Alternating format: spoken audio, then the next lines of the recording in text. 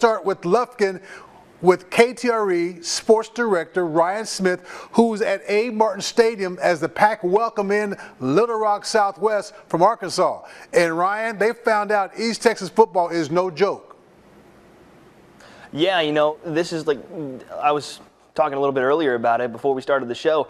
This was, concluding a home and home, sort of a home and home, because they played at Texas High and Texarkana last year, and Lufkin won 57-12 in that game. And it was basically the exact same thing, except Little Rock didn't score and Lufkin scored even more. Like you said, 76-0 was the final score for the home opener at Abe Martin. They debuted a brand new turf out there. Gotta be honest with you, looked slick, looked really nice. Looked like some new uniforms as well, very LSU-esque with they had purple unis with the gold and white shoulder on the stripes on the shoulders, and then yellow pants. It was slick. It was a really nice debut at the returfed and new Abe Martin Stadium, basically, and it certainly showed on the field. The first touchdown of the game was a defensive one. They were on a Little Rock was on a third down, and Jamaria Davis strip sack, picks up his own ball. We love big man touchdowns here. We love those big man touchdowns, and that's how we start off the game. Lufkin going up 7-0, and they didn't even have the ball offensively. And then their first offensive drive of the night was one play,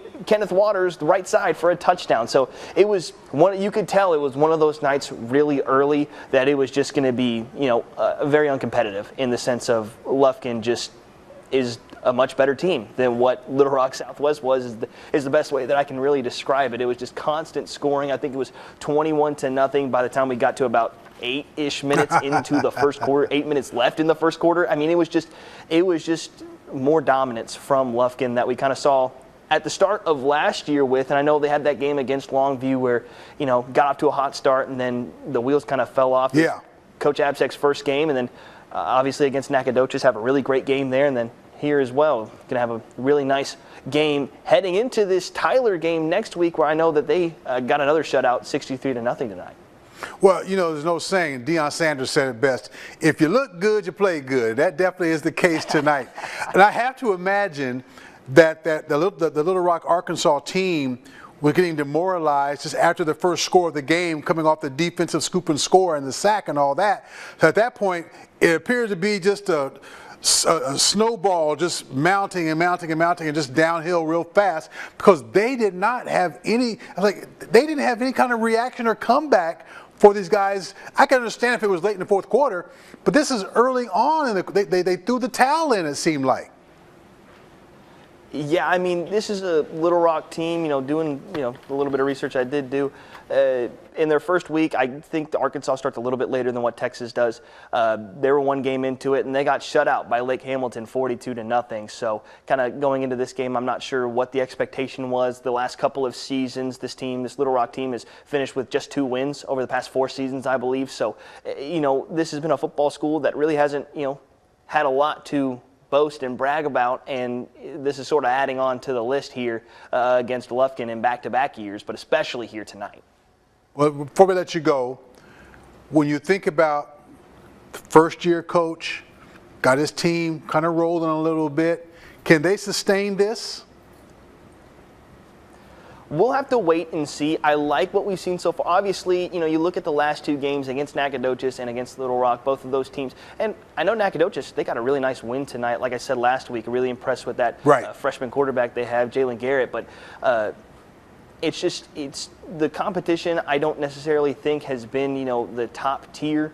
They'll get a pretty good shot next week. I know they host Tyler at Abe Martin, back-to-back home games, and I know they got a big blowout shutout win tonight, 63-0 over Seagoville, I believe. Could be wrong about that. You'd have to correct me, but that's going to be a really nice test heading into district play, where this first district game, I believe, is going to be going up against Coach Absek's old school in Barbers Hill. Wow! So we'll see what happens.